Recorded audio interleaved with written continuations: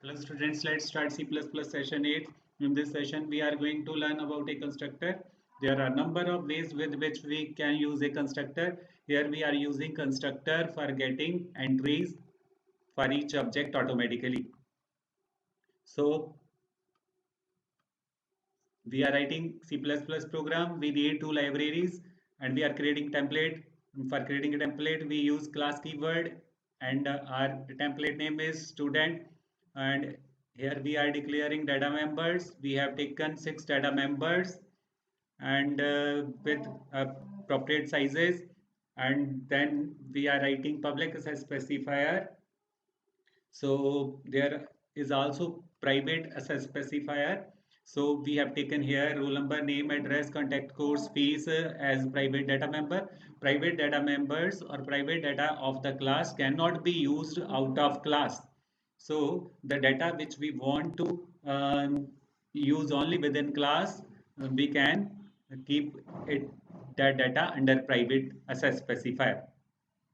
So it gives a data hiding property. And public access specifier, mostly we keep member functions under public access specifier.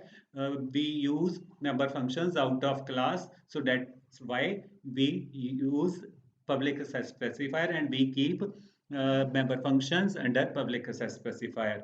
So now we are going to get entries through constructor, and we also will learn about constructor. So what is constructor and how to create a constructor we learn. So constructor is a member function also, and it is a special member function. It has no void. It has no void. Its name is same as class name. It runs automatically. When we create objects, it runs automatically. And it must be written under public access specifier. And it is also used to initialize objects with values. We will learn also this, but in this case, in this session, we will get entries through constructor. So we have learned about a constructor. Constructor is the special member function. Its name is same as class name and it runs automatically when we create objects. So we have created a constructor and we are getting here entries. First we have taken roll number entries. Then roll number will be stored into our Reno data member, and the same way we are getting other entries.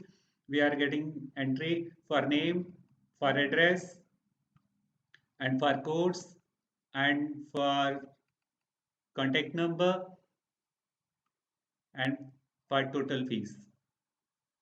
So we have created entries under constructor. So we have written entry statements under constructor.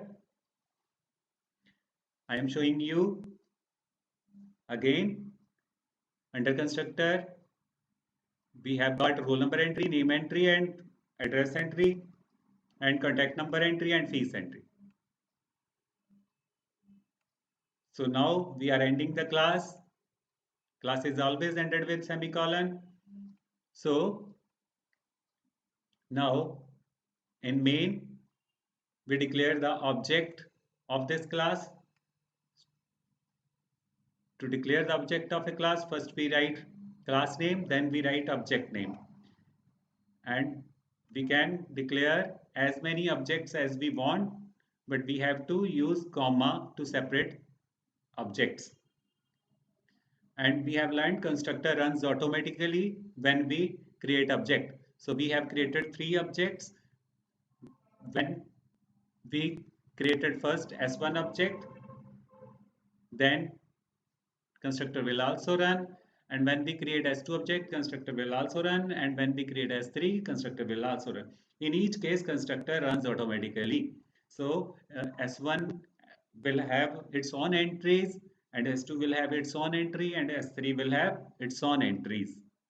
So we have learned about constructor.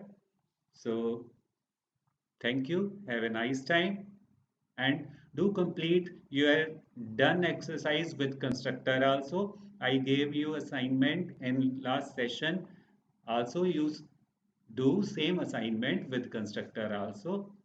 So I end the session here. Thank you.